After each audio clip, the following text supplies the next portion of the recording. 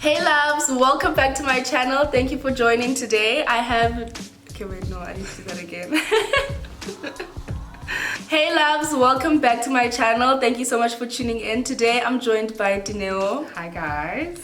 And she is my partner in starting up the Siyasizana Foundation basically and running it. So I recently went to my stories and I asked you guys, well not recently, like 2 months ago. I asked you guys if you guys have any questions regarding starting up a non-profit organization and basically what we do at Siyasizana Foundation, and we got quite a few questions. She also asked on her stories as well as on the page, right? So we're just going to be answering some of the questions that we were asked. Yeah, I hope you guys do enjoy the video. Don't forget to subscribe, like this video, and comment down below. So we're going to start with how did we start. So what happened was Mihlali tweeted that she wanted to donate shoes, school shoes, and coincidentally like 3-4 days before I had been to a school where the kids needed the shoes, and then I DM'd her and told her if she doesn't have a place to donate the shoes to, can she donate it to the school I had been, and then we just started from there. Yeah, basically. We were actually meeting up to discuss a stationary drive that we were going to do for Yom Zanzi or something. Yes. While she was doing it and then I wanted to help out, but then we just decided to start our own thing on the spot. And that's how Siyasizana was born. Yeah. Do you have to register with CIPC, and what do you need for the registration process, and how long did it take? Yes, you do have to register with the CIPC. That improves your credibility and it helps you when you like ask for sponsorship from corporates or like people in general. How long did it take? It didn't take a while. It didn't take too long. I think it took like a week maximum, and the thing that took the longest was because we had to secure our name. Yeah. So you have to like pay, I think 250 or 200 to secure your name, to make sure that your name is not going to be used by another foundation as well. And then you need 250 as well for just registering. So yeah. So the whole registration process basically costs 500 grand. Yeah. And what you'll need is your ID and proof of address for a minimum of 3 members. So it just needs a minimum of 3 members, proof of address, and your ID for each of you guys. What does the foundation do? So we help in different areas and different areas of life actually, and different socioeconomic issues that we address. So we do pad drives, clothing drives, book drives, everything that we feel like we could possibly touch on and help and have resources to help those people. Yeah, that's what we aren't really boxed under one criteria. We sort of look for whatever need is arising at the current time. So if we see something on the news about more babies being abandoned, if we see something on Twitter about a high rate of women being abused and raped and you know, looking for shelters or something of that sort, then we'll address that specific need at the time. So we always just on the lookout for whatever's happening. We work very closely with Tusong Youth Center, which is a center for kids. So we actually started out working with kids more than anything else, but we decided to branch out and help out wherever we can, because everyone really just needs help. Yeah, so like she was saying, our projects are inspired by what's happening at the current moment, or what we may feel like we saw something and we're like, oh, we should probably help. Because Mihlali was talking about how, you know, she wants to help elders. You know, she saw some elderly people working hard and so on, so we've been touched by that. So that's going to be one of our projects this year as well. How dependent are we on external factors? Very. I think every foundation is dependent on external factors, because you actually can't run a foundation without getting funding, and if you're going to be funding it yourself the whole time, so it's expensive, number one. As much as it's very fruitful and it's very much worth it, it is expensive, and you definitely need help from other people, and it's actually better to get other people on board, because with the funding that you may get from one person, it may not be enough. So it's important to get more than one sponsor when working on a specific project. So we're very much dependent on external factors. We get funding from individuals, families and friends, people in corporate companies are now also wanting to get on board as well with helping out our foundation. So the more help we can get, the better. The more people benefit at the end of the day. Do funders allocate money for salaries, or is everything drafted by you and then they approve? Okay, first things first, we don't get salaries, guys. There are no salaries, unfortunately. Yeah, we don't get salaries, but what we do is we look up everything, and then we decide perhaps maybe on a book drive, and then, or maybe a pad drive, and then we go to look up the shelters that we're going to and how many girls are in each shelter, and then we see how many pads we'll need from that, and how much long, that will cost. Yes, I mean, how long we want the pads to last the girls, and then we'll say, okay, we need 500 pads, and then we calculate 500 pads times 50 rand or so on. Then that's what we put in the budget that we're going to send to the corporates or the people in and so our proposal. Yeah. And also I think it's just to say for whoever's planning on starting a foundation or someone who's running a new one, it's important to ask for more than you actually need. Yeah. Because a lot of shelters or homes are usually very modest when it comes to requests, and you actually get there and they actually need more than what they ask for. So don't be afraid to go all out when you're asking for your sponsors for money, because these companies have money. Sometimes when the shelter's telling you at the time, they're like, okay, we've got 30 girls, and then 2 weeks later when you guys come back, they took 10 more girls in. Exactly. And then so those you 10 have girls 30 don't pads have, only. So just always ask for more. There's never going to be a time when they'll be like, no, we said 30 pads, we're fine with those packets, don't give us 40. They're never going to do that. So just always offer more, because it's just always going to help someone. And also just to touch on the salaries question, we still on that question, right? Yes. Just a little bit more. I think at some point when you are running an organization, you're going to need to hire staff as you grow. So obviously when we get to that point, then we'll allocate salaries to people, because we obviously need to pay our staff. Yeah. But we're going to try and run it based on volunteers for as long as we can. And also we're not really focused on getting salaries at this point in time, because we're really just doing this out of the goodness of our heart, and for us it's more about creating a culture of giving back more than anything. So we never started this thing with the mindset of benefiting from it anyway, so getting a salary is not our top priority at the moment. But we will have to pay people eventually, like we're saying, when it gets bigger and we have standalone projects that we aren't there for. So yeah, we'll definitely salaries in the future. How do you get sponsors, and what approach do you use? So we use social media firstly a lot.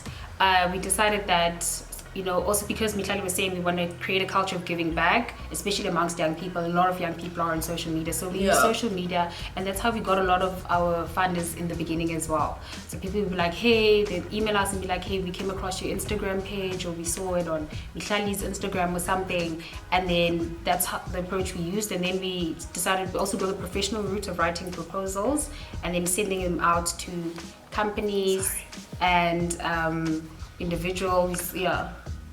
That's practically how we get sponsorships. So write proposals, send them out to companies, send them out to your friends, tell your friends to tell their friends, and so on. That's like a whole community of people helping out in the end. And also don't underestimate the power of social media, guys, because trust me, 80% of, actually 99% of the help we've gotten is based on someone sees us on social media, they help us. The next project, they have a corporate friend that also wants to help, or you know, literally. So do not underestimate the power of social media. And I know a lot of people have this view that you shouldn't really be posting when you're helping people, when you're doing charity work. Put away your phone. I mean, we live in a digital age now. Everything goes on social media, and we honestly don't put stuff on social media to be praised for what we're doing. Not at all. We are doing it to grow Siyasizana Foundation. We want people to know that there's Siyasizana Foundation and that they can help, and they can also get involved in the foundation. So it's more to raise awareness than anything. And you'll be shocked at the amount of like corporates who are on social media. Exactly. People work in corporates and CEOs who actually are on social media, and they'll email you guys because they saw your pictures on Instagram or so on. So don't underestimate it. Don't use Twitter to troll only. Use it, you know. Don't use it to be a silly person only. Use it to like help as well. Use it to your advantage and to the advantage of people who actually need the help. Something, a good cause. How does one go about helping you guys? Okay, so when we do need volunteers, we'll definitely put it up on the foundation's page. We'll always put it up. So you just need to follow at Siyasizana Foundation on Instagram. And then on Twitter, if you don't have Instagram, you only have Twitter, you can follow you can just hashtag Siyasizana Foundation. We hashtag a lot of our posts and so on. So you'll just see there that, okay, they need volunteers for this certain project. We're going to start a Twitter page soon. We should, I was actually thinking about creating an account this morning. How do you select which centers, schools, orphanages, or shelters to assist? Sometimes it's based on when someone DMs us or like emails us, say, hey, I work at the shelter, or I'm a teacher at the school, could you guys please come through and help? But also it's just, when it started out, it was just, we used to Google it, especially based on proximity, because we we're very small and everything came from us. So it's like, okay, I don't want to drive to Durban to help. We just need somewhere that's close that we're able to, Mihlali will be able to drive or so on. So it was just around Joburg. But a lot of the times it's like people DMing us or asking us for help and then just Googling the place as well. And we feel like that place aligns with who we are or what we're trying to achieve at that certain time with that certain project. And then that's how we choose the places. When writing your proposals, what do you do before drafting what to include in the budget? Okay, that's what I said earlier about how we'll see how many people are at the shelter, how many things do they each need, and then you go on like Micro's website to see how much each item costs, and then you multiply that by the amount of people, and then you add, as Mihlali said, you add a little bit more, and then we put that as a total in the budget, and then we send it off to corporates. Yeah, and also you need to obviously know which shelter or home you're going to be working with, or which school, and know how much they need. I don't know if you really said that. So you need to know how much stuff they need, and then just also include that in your proposal as well. Try and give as much detail as you can, so that you can get what you want out of whoever you're approaching to sponsor your project. Be honest and transparent, because sometimes you think you want an extra 1,000 from that person, and then we've had a case where we were like, okay, we want to help this Berea shelters for girls, I think, and then someone would take their details and then called Berea shelter by herself. So just be honest about it, don't lie about it. If Berea shelter said it's got 40 girls, then put it in the proposal that they've got 40 girls, and you're just trying to give them more than like 40 pads. You want to give them 80 or so on. Just be honest and transparent. It's going to get you very far. What are our biggest struggles? I think in the beginning it was getting funding, and I think that's something anyone who has a foundation or anyone who works closely with one can resonate with. It's definitely difficult because we live in a world where there's, everything is online. There's a lot of scammers online. There's a lot of catfishes. So it's very easy for us to go on Twitter and be like, yeah, guys, we're doing a blanket drive and we need 10,000 rand. And obviously people who don't know us cannot really trust us based off. No, they look decent on social media. So I think getting funding was a struggle in the beginning, but obviously now since we share every single project we do, we share the post. We share the poster, and then we also share images from the actual project as proof of this is what we recently did as Siyasizana Foundation. So now we're a little bit more credible, and people actually trust us that they're actually really passionate about charity. People don't even want like slips anymore, because before you had to we'll send you receipts to prove what we spent your money on. So now people are just like, no, it's fine. Keep the receipts. And what else? No, that's everything. It was right in the beginning. And then what else? I think also just getting corporate sponsors on board is very difficult, especially when you are in your foundation, because they want foundations that have a certain amount of experience. So you'll find that if you have anything less than 3 years of experience, they don't really trust you, and they also somewhat want to work with the same foundations over and over again, because they trust the founders and they know how they work. So it's just difficult breaking into that space, but once you do, it's great. It becomes easier. And also because like we said earlier on, we're not focused on like kids only or women only. They didn't think you guys niyadlala or you came to just because you don't have play around, because you're not specific vision. So they're like, what do you want to do everything? Why are you helping elders and kids and giving pads and clothes? And so they don't understand that sometimes. But if you try and make it as clear as possible that we feel like our impact will be the greatest when we touch on everything and help all the people that we can help. So just make that clear if you do decide to gonna help like different areas of life and address different socioeconomic issues. And I think this is the last question. What advice would you give someone who wants to start their own NGO? Don't start with people purely based on the fact that you guys are friends, because you may clash. There may be a lot of complications and your foundation won't run smoothly. Don't be afraid to approach sponsors. Put your pride aside when it comes to running a foundation. It's really not about you. You are just a channel to help people. So you need to put your pride aside and just really approach people, because I saw quite a few people saying that I started a foundation but I'm scared of rejection. Don't even be afraid of rejection, because at some point someone will say yes. What else? Keep your admin as clear as possible, and that would start with having just a minimum of 3, because they require a minimum of 3 directors, so keep it at 3. Because when you have to do things like open a bank account, all 3 of you have to be present with all of your details and all your proper details and your ID and proof of race and so on. Make sure none of the directors have a criminal record or a lost ID. Just to keep, when you keep your admin clear and you keep your admin sorted, it helps to do everything else. Imagine running an organization with 8 people, and then 8 of you must go to the bank at the same time, like, and you must all be available for projects on the same day. Exactly, like 8 schedules to like try to mash up is just not going to happen. So keep your admin as simple as possible.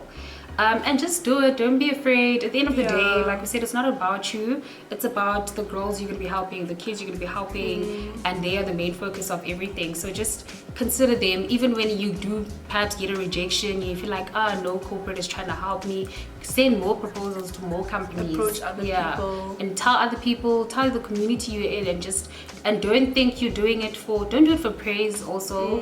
Don't do it for, don't do it for money. Yeah. Because I know some people get into it for money. Yeah, do not do it for money, guys. Yeah. Don't do it for money. If you do happen to get money, especially when you find out, when you start out, there's a 99% chance that you're going to be starting out on your own money. True. The first couple of projects is going to be majority money coming out of your own pocket. So if you're going into it for money, you're going to be very frustrated because it's not gonna work. Don't do it for money. Don't do it for money. And also, it's just not the right thing to do it. Like, don't do that. Just don't do that. Just be honest about everything that you want to do, and have a clear vision of what you want to do, so that when you're telling others, whether it's corporates or your friends, so they understand your vision and they believe in it and they want to help it as well. And just be honest about it, be transparent, and just do it from your heart. And you don't have to start an NGO. Sometimes maybe you're like, I don't have the time or so on, but you can help NGOs that already exist, because it is a lot of work. It's not child's play. It's really not child's play. So if you feel like right now you don't have enough time on your hands to run your own foundation, then just help out with another one. Become very committed to it. Volunteer for every single project until you've built enough experience. Because I feel like we went into it with we made so many mistakes. Little experience, because as much as we've been doing charity work since we were little, because of the homes that we grew in, we sort of were conditioned, or what's the word? We grew up that way. We grew up that way. So when it was time to start our own one, it's sort of like, we didn't realize how much work it is. We didn't. There's so much work to do, but you adjust and you get used to it. But just in the spirit of that as well, don't wait until you're completely perfect, because you never will be. So of course, just get experience by going to shelters and centers and so on, like a lot of people DM us that they're already doing. But just know that you're not going to know everything when you're starting. You're still going to learn throughout the process of running your own foundation. But just do it, and do it from your heart. And the best repay, is from the people that you help, and when they thank you, when they call you, and the lady who runs the shelter calls you back to say thanks, guys. And even when people are sharing their stories, when you're actually there, like, I think it's also important to also interact with the people that you are donating to. Don't just get there, take pictures, and then leave. By the way, we don't do that. In case you guys think that's what we do. No, but it's interact with the people. It's very heartwarming, and it becomes such an emotional thing when you're sitting there and you're hearing everyone's stories, and you're just thinking about, wow, people actually go through this much, and they're still able to sit here and be happy and laugh. And it's just inspiring to see what people go through and what they overcome. And now that you're part of their story as well, because you help the person. Now they have a meal because of you, and now they have an extra pair of shoes because of you. So just that's what makes us happy, and that's the repay you get. I think that's everything. We kept the questions to like 11 questions, because this generally was the vibe for every single question was the same. So you guys can just, if there's anything else you guys wanna ask us, you can always just like ask us in the comment section below, or even DM us on social media. I will leave our handles somewhere here, so that you guys can hit us up. And follow the foundation's page, to keep up with our projects, what we've done, what we will do, and when we need volunteers. Don't be afraid, guys, to get involved and play your part in making someone happy and changing society. No, but like really, really. I know it sounds cheesy, but it's real. You help, the little help. Literally, I think.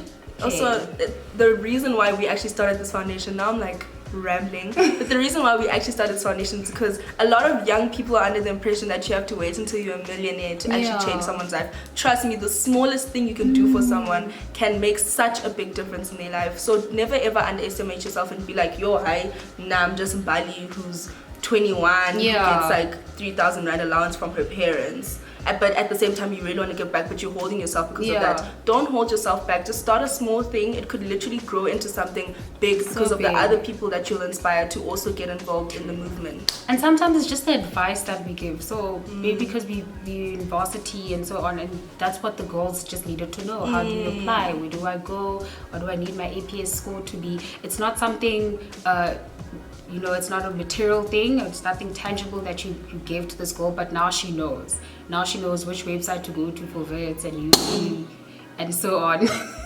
One of my lights just popped. Wow. Okay. You are safe, guys. And even just to share your skills with someone, because we found that when we went to women's shelters, a lot of ladies, they had the same story about how they want to start their own businesses. They want to learn how to do hair, nails. So even if you're a nail technician who has extra time on her hands once a week, host a class, 5 ladies, teach them how to do nails. You really don't know what you could be doing for that person. Literally. So just always. That's it, guys. We're done. Bye, guys. Thank you so much for tuning in, my loves. Please don't forget to subscribe again, like the video, comment down below, follow Dineo on Instagram, follow our Siyasizana Foundation page on Instagram, as well as our Twitter page, which will hopefully be running by the time I upload this video. I'll see you guys next time. Bye, guys.